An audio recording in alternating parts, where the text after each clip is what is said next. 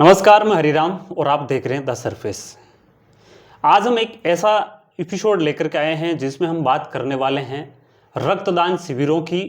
और रक्तदान शिविरों में जो रक्त कलेक्ट होता है उसके बाद में उसका क्या होता है, वो क्या ज़रूरतमंद लोगों के पास में पहुंचता है या फिर उसकी कालाबाजारी होती है, क्या ये लोगों तक इसका फ़ायदा जाता है, इसमें कालाबाजारी के कौन कौन से तरीके हैं, किस तरह की इसमें लूट होती है, रक्तदान शिविरों की परमिशन कौन देता है, कौन कलेक्ट करने के लिए आता है और कौन कौन माफियाज इसमें इंक्लूड होते हैं, ये कितना बड़ा एक कालाबाजारी, कितना बड़ा कारोबार है।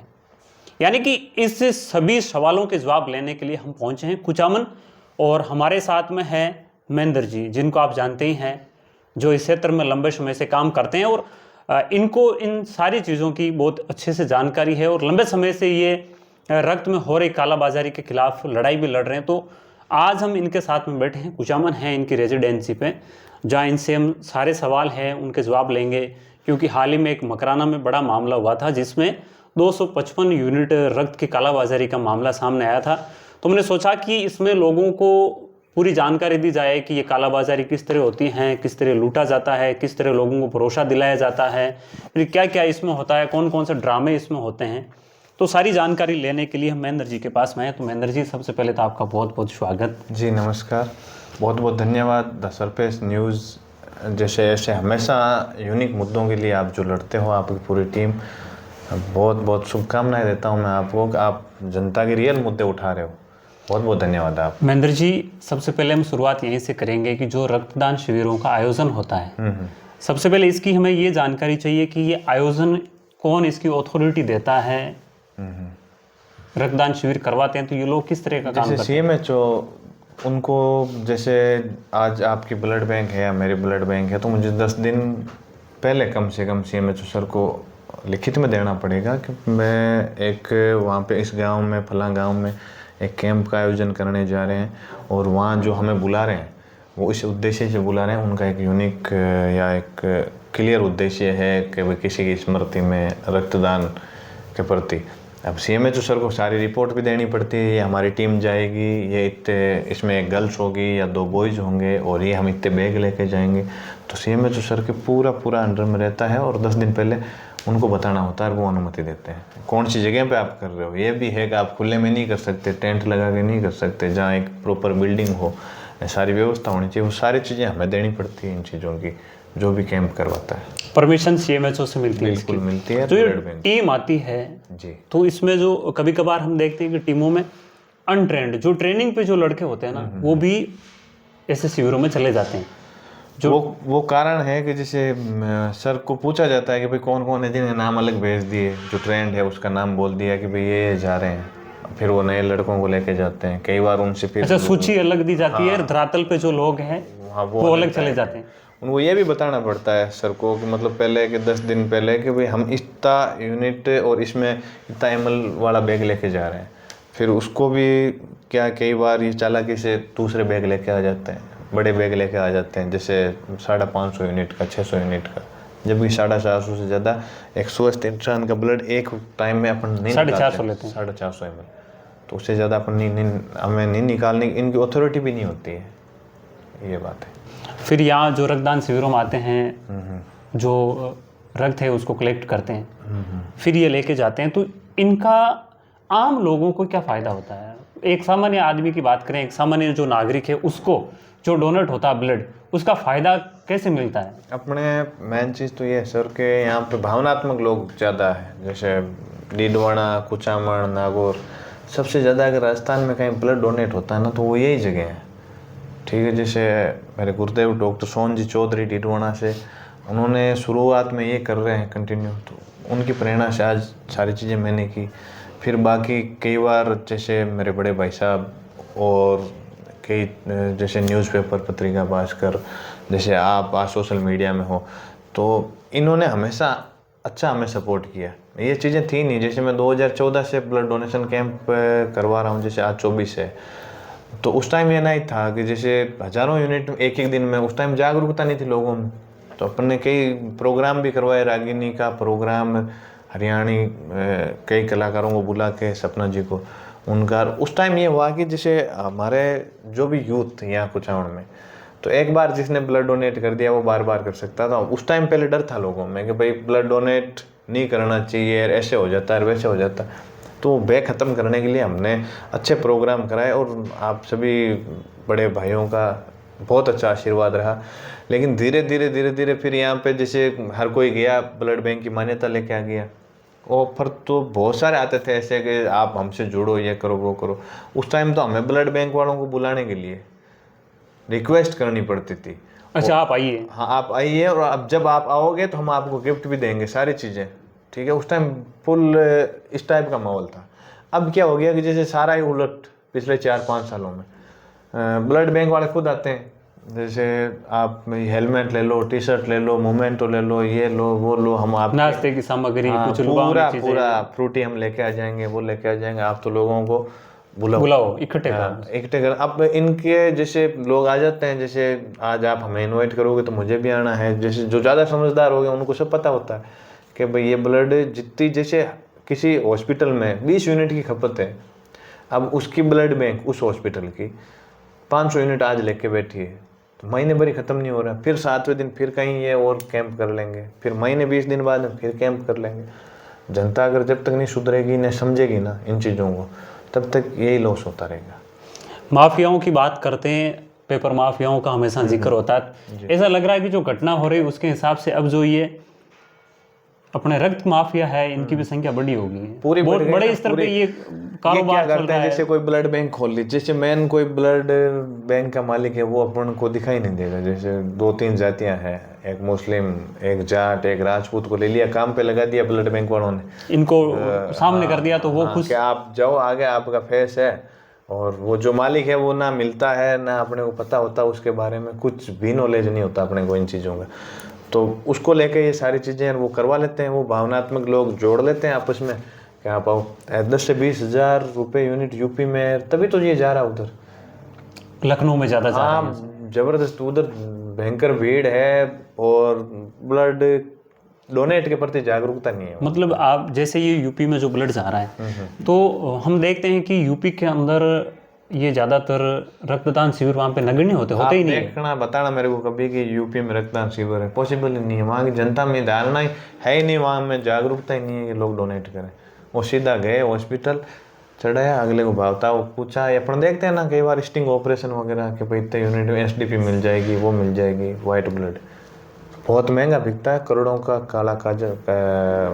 काला बाजारी करोड़ों रुपए की होती है। कि मैं कईयों को जानता हूँ ये काला बाजारी तो होती है। तो बड़ा सवाल तो यही है ना कि जो रक्तदान शिविरों में जो रक्त दिया जाता है, आम नागरिक को उसका फायदा कहाँ मिल रहा है? कोई फायदा नहीं है। अगर किसी को जरूरत पड़ी तो वो वहां पर तो मिलता नहीं। मैं कम से कम सैकड़ों ऐसे नाम गिना सकता हूँ जैसे लोगों ने कैंप किया और ब्लड लिया, वापस अगर आप उसको तीसरे दिन फोन कर लो, नहीं अवेलेबल मिलेगा, कोई कंडीशन नहीं। अपना ठीक अच्छा ग्रुप है फोन में, मेरे फ़ोन में 25-26 हज़ार नंबर है।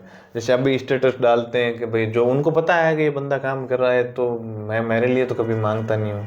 जैसे किसी को चाहिए होता है, ऐप के माध्यम से काम कर रहे हैं। हाँ, ऐप के माध्यम से किया, लेकिन कहाँ जनता को समझ में कहाँ आ रहा है। ऐप का तो इतना फ़ायदा है, जैसे हमारा ऐप यूथ रक्त क्रांति है, आपने पूछा मैं बता देता हूँ आपको।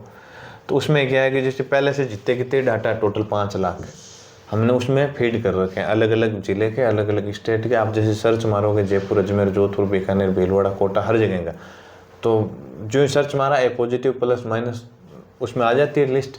फिर अपन उनको कॉल कर देंगे, भैया यहाँ पे ये एडमिट है, आप प्लीज़ आओ डोनेट करो लाइव। हाँ, आप केवल डोनेट, हाँ, अपने आप ही जैसे जो जरूरत पड़ती है। जैसे आप बाकी ट्रेनों के ऐप होते ही है ना, अपने पता चलता है कौन सी ट्रेन कब है।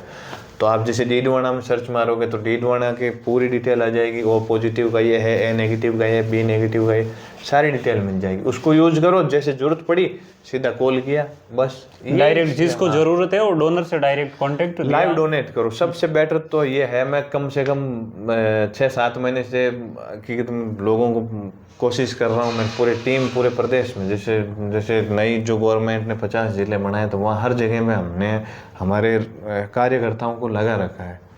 ट्रेनों में आप कहीं जाओगे तो आपको मिल जाएगा यूथ रक्त क्रांति का वो लोगो वगैरह, सारी चीज़ें लगाए कि ये आपका लिंक है। और सोशल मीडिया पे पूरी टीम काम कर रही है। लेकिन समझते अभी है नहीं ना, इनको समझदारी नहीं है इतनी ज़्यादा, तो हर कहीं चले जाते हैं किसी के नाम पे, किसी के शान पे, कि आज इसके ये है वो है, डोनेट कर दिया। आज आपने अगर डोनेट कर दिया तो 3 महीने तक तो आप किसी काम के नहीं रहे। कल को घर में रिश्तेदारों में जरूरत पड़ गया नहीं, एक मोमेंट हो देते हैं एक, या फिर किसी को हेलमेट, ये भी अभी गवर्नमेंट ने बैन किया है, तब ये दूसरा तरीका निकाल लिया इन्होंने।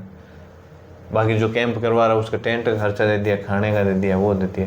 तो ये सारी चीज़ें हैं, जब तक गवर्नमेंट प्रॉपर एक्शन नहीं लेगी कि भाई जहाँ जिसको जितना चाहिए, तेरी अनुमति इतने की, तो इससे ज़्यादा नहीं ले सकता है, ले नहीं सकते। हाँ, ये चीज़ें हो जाए ना तब बहुत अच्छा है, नहीं तो पता नहीं चलता है ना कौन ओरिजिनल है, कौन डुप्लीकेट है, कौन क्या काम कर रहा है। ये इसको कालाबाजारी की तरफ लेकर कैसे जाते हैं? जैसे जो उनके पास में अवेलेबल है जितने यूनिट ब्लड, तो इसका भी कोई रिकॉर्ड होता है या फिर ऐसे ही जैसे कि अभी मकराना वाली घटना में वो ऐप है भारत सरकार का, उस ऐप में जैसे आज आप गए मेड़ता डेगाना कहीं से भी आपने डोनेट ब्लड लिया है कि भाई 200 यूनिट लेके आए, तो आप उस ऐप में डालोगे कि हमारे पास 200 अवेलेबल है। अब जो भी जनता कोई देख लेगी, यूज नहीं करते, मेन चीज़ तो अपने जागरूकता का अभाव है। देख लिया कि भाई यहाँ पे इतना यूनिट ये पड़ा, इतना यूनिट ये पड़ा, तो देख कर आप ले सकते हो उससे।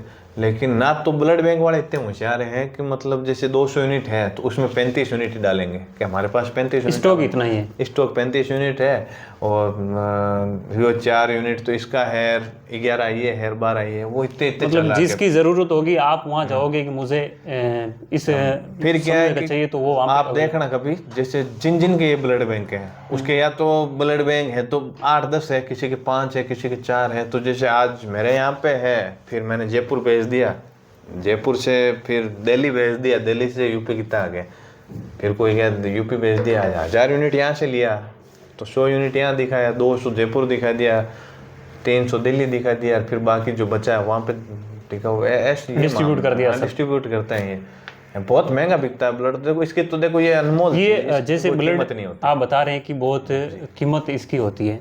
जैसे एक तो कॉमन इसकी सेल होती है या फिर ग्रुप के हिसाब से इसके पैसे होते हैं? जैसे इसी ग्रुप के हिसाब से, जैसे कम से कम नॉर्मल जैसे पॉजिटिव ग्रुप भी 9-10 हज़ार रुपये यूनिट, ठीक है ना।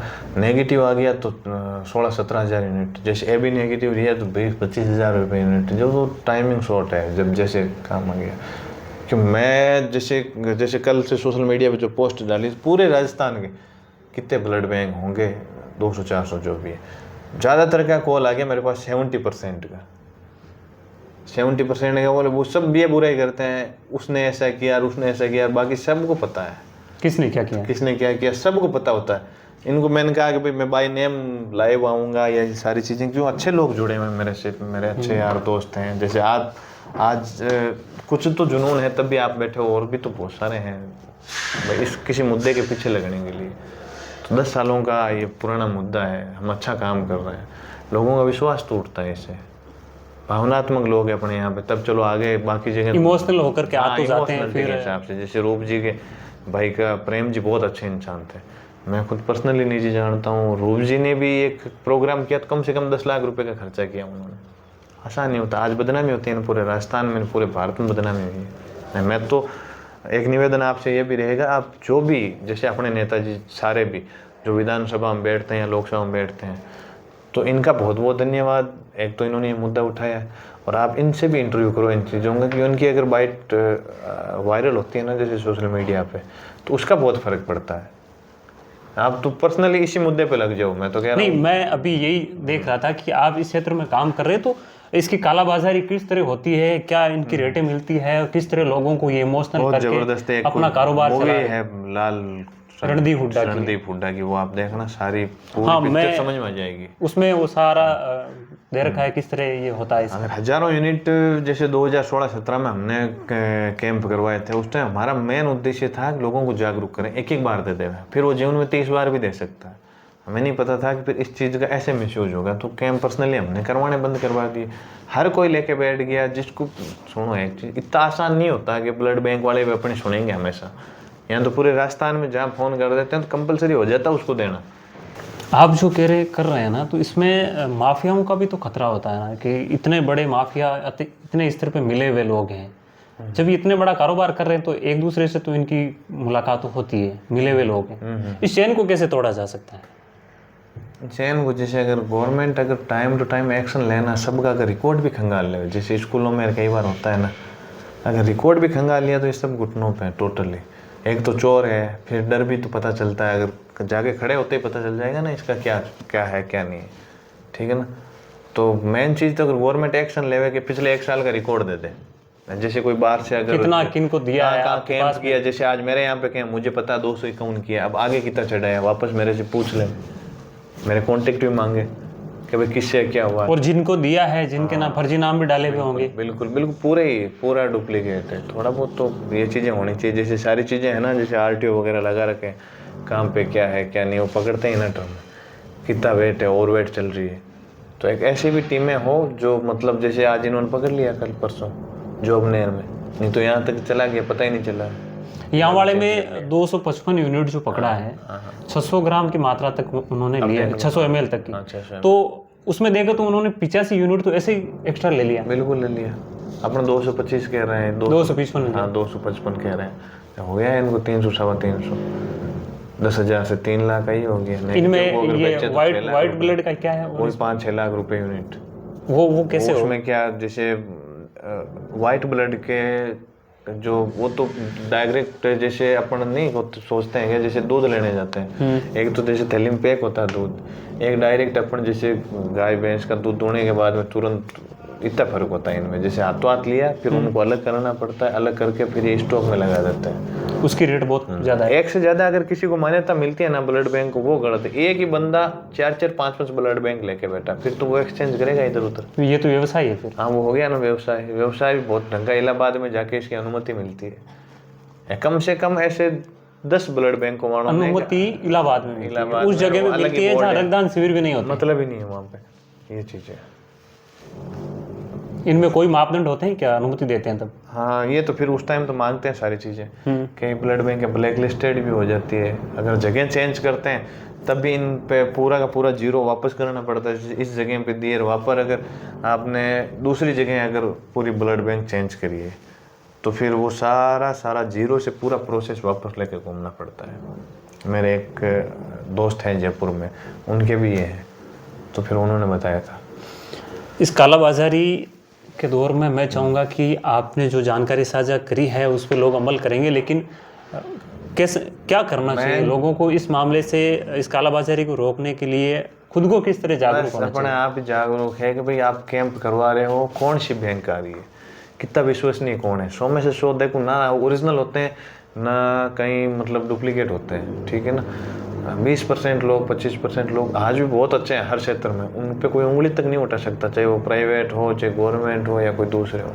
जो अच्छा काम कर रहा है लिमिट का दो आप उसको, जैसे कि मतलब जैसे 100 यूनिट इसको चाहिए तो इसको 100 ही दो आप। इसको अगर 400 दे दोगे या किसी की फाटक मतलब जैसे किसी की बातों में आके जैसे आपने 100 की 300 दे दिया नहीं, या फिर ऐसे कोई लुभाव ने वो चीज़ें बांट रहे हो, तो फिर उससे तो 100% लॉस होएगा ना। पता ही नहीं है लोगों को, एक सर्टिफिकेट दे दिया जाता है, मोमेंटो भरे पड़े हैं देख लो सारे, 2.5 किलो कागज पड़े हैं कम से कम हमारे पास, गए थे सारी जगह पे। लेकिन अब मन ही उठ गया इन चीज़ों का। ये 2-3 बार खबर देखी है, कई बार स्टिंग वगैरह हुआ। तो मैं तो एक ही निवेदन है, आपको जब भी चाहिए आप अपना एक पर्सनली ग्रुप बनाओ व्हाट्सएप पे। अच्छा, क्या भाई 50 जने आपके गाँव में बना लिया, जब जरूरत पड़ी तो देखे आ गए बस। या फिर जो हमारा ऐप है यूथ रक्त क्रांति, उसमें कोई टाइप का चार्ज नहीं है, कोई टाइप का। उसको आप डाउनलोड करो और उसमें उसमें सर्च कर लो हमें ये वाला ब्लड चाहिए तो इसमें कौन कौन डोनर है इससे रिलेटेड। हाँ बिल्कुल, तो उसका सीधा जैसे जयपुर गए, जयपुर में आपने सर्च मारा ओ पॉजिटिव मिल गया आपको ये 100-200 की लिस्ट। अब आप उसमें कन्विंस कर लो नजदीक कौन लोग कि भाई आप कहाँ हो कैसे हो, तो कोशिश पूरी करते हैं। लेकिन ये है कि अगर गवर्नमेंट थोड़ा सा भी एक्शन लेना तो इनकी पूरी पिक्चर सामने आ जाएगी। कोई मुश्किल काम नहीं है ये। स्कूलें चेक होती है सारे जितने कितने गवर्नमेंट के, लेकिन ये ब्लड बैंक वालों पर इन पर कोई टाइप की निगरानी नहीं है। जहाँ होती है तो देख लो, कल से ही पकड़ लिया भाई 10-20 ब्लड बैंक थी वहाँ पे, 11 कम से कम 9 पार्टियाँ आई थी वहाँ पे। हाँ 9 आई थी, उनमें ये थे एक चोरी करने। जिस भाई ने अगर ये सारी चीज़ें करी है ना उसको बहुत बहुत धन्यवाद। ये एक इसमें हमने देखा एक बड़ा मामला अलग भी है कि राजस्थान सरकार के कैबिनेट मंत्री तक उसमें शामिल थे। कौन से इसमें? हाँ मकराना वाले में कैबिनेट मंत्री तक इस रक्तदान शिविर में शामिल थे, और उसके बावजूद भी इतना बड़ा कांड हो गया। अब उनको नहीं पता ना मंत्री जी को, मंत्री जी सीधे आदमी, उनको पता ही नहीं। विजय सिंह जी आए थे, अविनाश जी आए थे। अविनाश जी, उनको नहीं पता होता ना कि भाई क्या क्या है, क्या ये भावनात्मक है। तो एक ऐसी महिला संत है जिसने पिछले 30 साल से अंत्याग रखा है, उन्होंने ब्लड डोनेट किया और कर दिया, और वो आज आ गए फाटक में ब्लड बैंक वाले। सही है। और जो आरोपी है वो उसमें पास में खड़ा खड़ा देख भी रहा है। हाँ, उसमें देख रहा है। है ये सारी चीजें चमत्कार तो है ही इन चीजों में। तो देखो, भक्ति में सहायक शक्ति है। हम महेंद्र जी के साथ में ये वार्तालाप इसलिए कर रहे हैं कि जो रक्तदान शिविरों के बाद में जो रक्त है जिनका कलेक्शन होता है, उसमें से जो कालाबाजारी बढ़ी है, लखनऊ से तो स्पेशल रिपोर्ट आई थी कि राजस्थान से इस तरह की कालाबाजारी हो रही है। मिनिमम 6,000 रुपये प्रति यूनिट तक यहाँ पे वो 6 कम बताया उन्होंने, 10-12 हज़ार। नेगेटिव का 17-18 हज़ार, इसका 10-12 हज़ार ये कहा। और यहाँ के राजस्थान के कुछ स्थानीय जो नेता है, या कहें तो राजस्थान में जो लंबे समय से संघर्ष कर रहे हैं, उन लोगों ने समय समय पे इसकी मांग भी करी है कि सरकारें इस मामले पे अमल करें। लेकिन अभी तक कोई किसी प्रकार का ज़्यादा अमल नहीं किया, तो घटनाएं दिनों दिन बढ़ रही है। तो हमने सर से बात करने का हमारा लॉजिक यही था कि आम पब्लिक तक वो सारी चीज़ें पहुँचे जिससे आपको एक अवेयरनेस हो, और आगे से किसी प्रकार से अगर आप रक्तदान शिविर में जाते हैं तो बहुत सारी चीज़ों की पहले आप जानकारी लें कि वो हमें कितना लालच दे रहे हैं, कोई चीज़ दे के लुभा रहे हैं, या जो टीम आ रही है वो ऑथेंटिक है या नहीं है, परमिटेड है या नहीं है CMHO से, उसकी क्षमता कितनी है, यहाँ से कितना लेके जा रहा है, लेके जाने के बाद में वो आम नागरिक को कितना फायदा दे रहा है। नागौर, डीडवाना, कुचाण में ये चीज़ें नहीं होने वाली। काट के हंडी एक बार ही चटती है अपनी। बहुत समझदार है, इनको बताने वाला नहीं था कोई इतने दिन। मैं तो एक बहुत बहुत धन्यवाद आपकी पूरी टीम को और इनको मकराना ब्लड बैंक वालों को। इन्होंने ये सब किया, न्यूज़ में आई है। अब अपने वाले जाके अब नहीं करेंगे, ये गलती कर नहीं सकते। जहाँ देंगे ये 7 बार सोच के देंगे, अब मुझे पता है पूरा। तो हम यही उम्मीद करते हैं कि इस वीडियो के बाद में आप में एक जागरूकता आएगी रक्तदान को लेकर के, कि हमें क्या करना चाहिए, कब करना चाहिए। और सर, आपने भी समय दिया लोगों को, आपकी जो अनुभव है वो आपने साझा किया, उसके लिए बहुत बहुत धन्यवाद। बहुत बहुत धन्यवाद, थैंक यू। अब ये एक चीज़ एक और निवेदन कर देता हूँ सर, बंद मत कर देना ब्लड डोनेट करना। काम पे करना है, किस पूरी जानकारी लेने के बाद आवश्यकता, किसको कितनी आवश्यकता है उस पर करना है। ठीक है, बहुत बहुत धन्यवाद, थैंक यू।